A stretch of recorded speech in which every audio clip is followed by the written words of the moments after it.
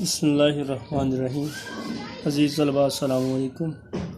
عزیز طلباء، آج کے دن کا ہمارا ٹاپک ہمارے نصاب میں شامل تیسری غزل مرزا اسد اللہ خان غالب کی۔ آج ہم لوگ اس کی تشریح پڑھیں گے۔ تشریح سے قبل چند تشریح سے متعلق باتیں ہیں جو آپ لوگوں کو بتانا ضروری سمجھتا ہوں۔ عزیز طلباء، تشریح کے حوالے سے آپ لوگوں کو اس بات کا علم ہونا چاہیے کہ تشریح کتنے لینتھ کی ہونی چاہیے، تشریح معیاری تشریح کیسی تشریح کو کہا جاتا ہے، اور اس کے ساتھ ساتھ تشریح کے اور لوازمات کون کون سے ہیں۔ تو عزیز طلباء، تشریح کے حوالے سے آپ لوگ یاد رکھیں، تشریح معیاری تشریح وہ تشریح شمار کی جاتی ہے جو اشعار کے مفہوم کو مد نظر رکھتے ہوئے کی جائے، یعنی جو شعر سے متعلقہ تشریح ہو، بجائے اس کے کہ شعر کا مفہوم کچھ اور ہو، شعر میں کوئی اور بات بیان کی جا رہی ہو، اور تشریح کرنے والا چاہے جتنی مرضی طویل تشریح کر دے، لیکن اگر شعر سے متعلق تشریح نہ ہوئی تو یقیناً اس کے کوئی نمبر نہیں دیے جاتے۔ اور تشریح کی لینتھ کے حوالے سے عزیز طلباء یہ یاد رکھیں، تشریح کی لینتھ ایک صفحہ پر مشتمل ہونی چاہیے تقریباً، اور اس کے ساتھ ساتھ اس کے لوازمات میں یہ بھی چیز شامل ہے کہ عزیز طلباء آپ لوگ اس کے اندر متعلقہ اشعار، آیات، قرآنی آیات، احادیث، اقوال، کچھ ایسی چیزیں اس کے اندر ایڈ کر سکتے ہیں جس سے تشریح زیادہ مؤثر ہو جائے، یعنی ایسی تشریح جس میں ریفرنس یعنی حوالہ جات استعمال کیے جائیں، اور وہ حوالہ جات اس سے متعلقہ ہوں، موضوع ہوں، درست املاء کے ساتھ ہوں، تو یقیناً ایسی تشریح کو سراہا جاتا ہے اور اس کے اچھے نمبر دیے جاتے ہیں۔ تو آج ہم لوگ تشریح کریں گے پہلے 4 اشعار کی، اور اس کے ساتھ ساتھ اس سے متعلق جو وہ عام باتیں ہیں وہ آپ لوگوں کو بتائی جائیں گی۔ توجہ کے ساتھ لیکچر سنیں اور اس کو سمجھیں۔ پہلا شعر عزیز طلباء، دل ناداں تجھے ہوا کیا ہے، آخر اس درد کی دوا کیا ہے۔ دل ناداں، ناداں نا سمجھ دل، دعا علاج، درد مرض تکلیف۔ عزیز طلباء، تشریح کے حوالے سے کچھ اہم باتیں آپ لوگ سن چکے ہیں۔ مزید اس کے حوالے سے آپ کو بورڈ میں کویشچن آئے تو اس کی پریزنٹیشن، اس کا طریقہ کار آپ کو پتہ ہونا چاہیے۔ تو یہ کچھ اس سے آپ کی آسانی کے لیے کچھ باتیں یہاں پر نوٹ کی ہیں۔ شعر آپ لوگ جو پیپر میں آپ کو دیا جائے، چاہے تو شعر لکھ لیں یا شعر کا نمبر آپ لوگ لکھ سکتے ہیں۔ اس کے بعد آپ لوگ حوالہ شعر لکھیں گے۔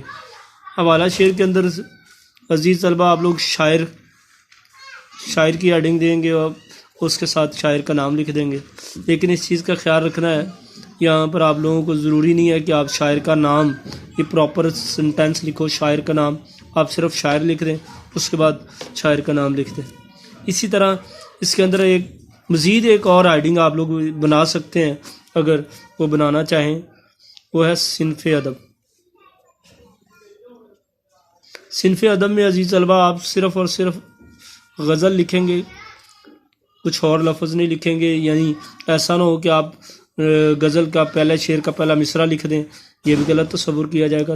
صنف ادب کا مطلب یہ ہوتا ہے کہ یہ ادب میں یعنی تحریر سازی میں یہ کیا چیز ہے، یعنی کون سی قسم ہے، غزل ہے، نظم ہے، قصیدہ ہے، نثر ہے، تو یہ صنف ادب میں یہ غزل لکھیں گے۔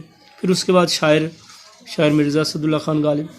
پھر بہترین تشریح وہ شمار کی جاتی ہے جس کے اندر عزیز طلباء شاعر یعنی لکھنے والا، پیپر اٹیمپٹ کرنے والا اسٹوڈنٹ بچہ وہ مفہوم کے ساتھ تشریح لکھے، اور مفہوم کے لیے ضروری یہ ہے کہ مفہوم درست ہو۔ اگر کسی طالب علم کو مفہوم نہیں آتا، کوئی ایشو ہے، مفہوم ایگزیکٹ نہیں آتا، تو وہ مفہوم نہ لکھے، وہ تشریح لکھے۔ لیکن مفہوم لکھنے کا اچھا تاثر ہے، اچھا امیج پڑتا ہے، مفہوم پڑھ کے ہی چیک کرنے والے کو پتہ چل جاتا ہے کہ بچے نے کس قدر جو ہے وہ اس شعر کو پک کیا ہے، کس قدر سمجھا ہے، اور سمجھ کر اس کی یقیناً تشریح بھی درست کرے گا اگر مفہوم درست ہے۔ تو آتے ہیں ہم تشریح کی طرف. تشریح میں عزیز طلبہ آپ لوگ ابتدائی طور پر یہ سینٹینس لکھ سکتے ہیں کہ زیر تشریح شعر میں، یعنی جس شعر کی تشریح کی جا رہی ہے اس میں شاعر یہ بیان کرتا ہے، یا تشریح طلب شعر میں شاعر کی مراد یہ ہے. یہاں یہ لکھ سکتے ہیں شاعر بیان کرتا ہے شاعر اس شعر میں بیان کرتا ہے، یا شاعر بیان کرتا ہے کہ اس کے بعد اس کو ایکسپلین کرنا شروع کر دیں. تو آج ہم لوگ یہ پہلا شعر دل ناداں تجھے ہوا کیا ہے، آخر اس درد کی دعا کیا ہے. مرزا اسداللہ خان غالب اپنے دل سے مخاطب ہو کر کہہ رہے ہیں، نا سمجھ دل آخر تجھے کون سا مرض لاحق ہوا ہے کہ جس کی دعا بھی ہمارے پاس نہیں ہے.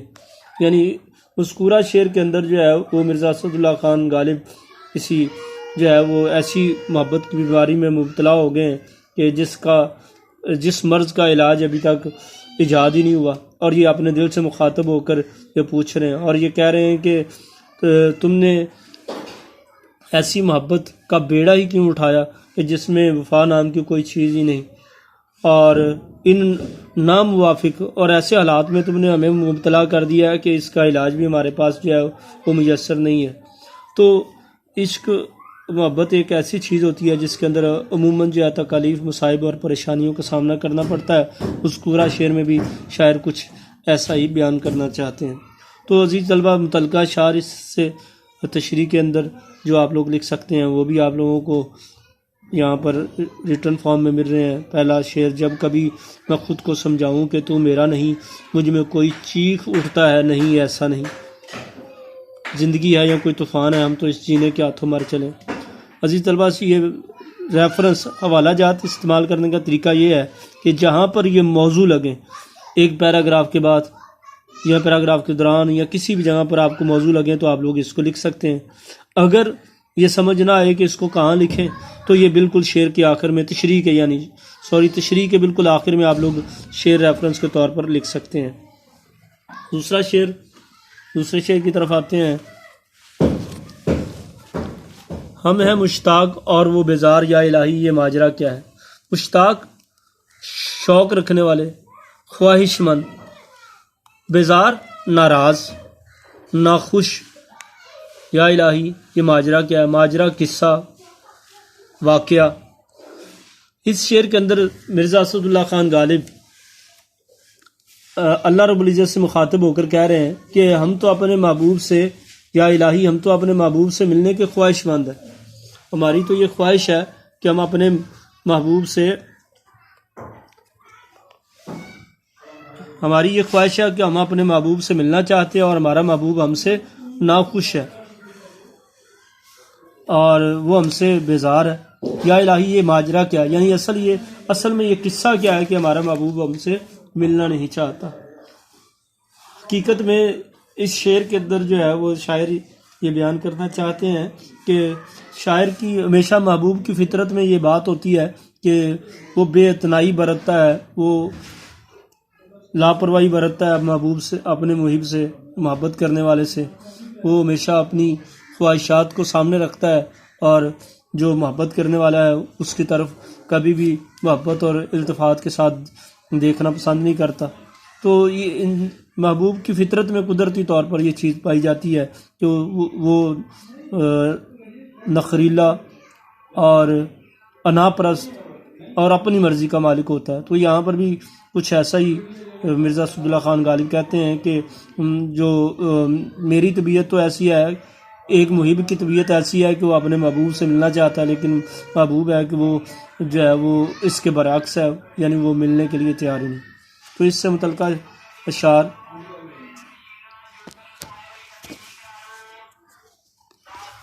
عشق پر زور نہیں ہے یہ وہ آتش غالب کے لگائے نہ لگے اور بجھائے نہ بجھے. ایک طرز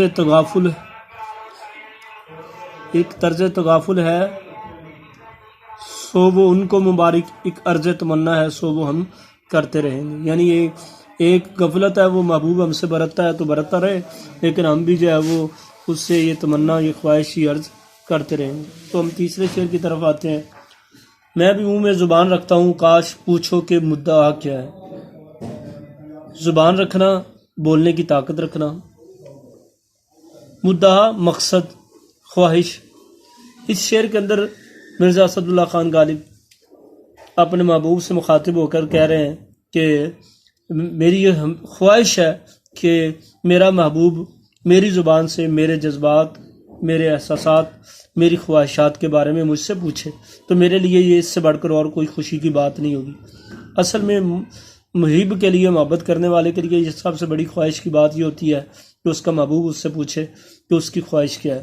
اور یہاں پر کچھ ایسا ہی مرزا اسد اللہ خان بیان کرنا چاہتے ہیں کہ اصل میں شاعر یہ کہنا چاہتے ہیں کہ جو محبت کرنے والا ہوتا ہے وہ اپنے جو جذبات اپنی زبان سے بیان کر سکتا ہے، وہ جذبات کبھی بھی کوئی قاصد یعنی پیغام لے کر جانے والا بیان نہیں کر سکتا، اور جو بیان جو ہے وہ ایک محبت کرنے والا خود اپنی زبان سے کر سکتا ہے۔ یہاں پر بھی شاعر اپنی اس خواہش کا اظہار کر رہے ہیں کہ کاش کہ مجھ سے میرا محبوب میری خواہش، میرے جذبات، میرے احساسات کے بارے میں پوچھے تو میں اسے بتاؤں کہ میری کیا خواہشات ہیں۔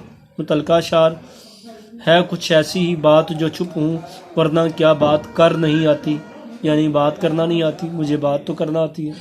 تصور سے کسی کے میں نے کی ہے گفتگو برسوں، رہی ہے ایک تصویر خیالی رو برو برسوں۔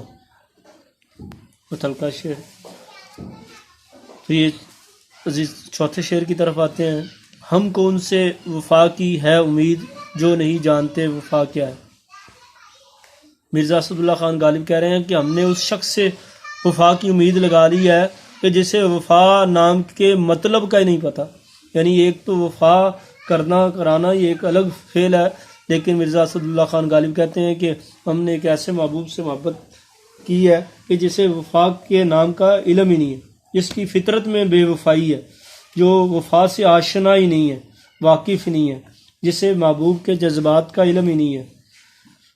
اردو غزل گو شاعری کے اندر جو ہے وہ اکثر ایسا ہوتا ہے کہ شاعر یہ ایسے جذبات کا اظہار کرتے ہیں اور یہ بتاتے ہیں کہ محبوب کی فطرت میں یہ ہوتا ہے کہ وہ بے وفائی اس کی طبیعت میں اکثر پائی جاتی ہے، اور محب اکثر جو ہے وہ عشق کے میدان میں محروم ہی رہتا ہے، اسے محرومیوں کا اور ناکامیوں کا شکار ہونا پڑتا ہے، اور اکثر جو ہے وہ محب کی محبت انجام نہیں پاتی اور درمیان میں رقیب حائل ہو جاتا ہے۔ رقیب عزیز طلبہ ایسے شخص کو کہتے ہیں، ایک شخص کے دو چاہنے والے آپس میں رقیب کہلاتے ہیں۔ تو کئی بار جو ہے وہ محبت نہ ملنے کی وجہ سے رقیب جو ہے وہ رقیب کے حائل ہونے کی وجہ سے محبت نہیں حاصل ہو پاتی۔ تو غمگین اور افسردگی کے عالم میں مرزا اسد اللہ خان غالبی یہ کہتے ہیں کہ ہم نے ایسے محبوب سے امید لگا لی کہ جسے جو ہے وہ وفا نام کا علم ہی نہیں۔ متعلقہ اشعار: تمہیں محبت کرنی نہیں آتی، ہمیں محبت کے سوا کچھ نہیں آتی۔ اپنی پہچان کا اس سے حوالہ چاہوں، کتنا پاگل ہوں اندھیرے سے اجالا چاہوں۔ تو عزیز طلبہ یہ تھا ہمارے یہ اشعار کا کچھ مفہوم اور کچھ اس کی مختصر سی تشریح اور متعلقہ اشعار۔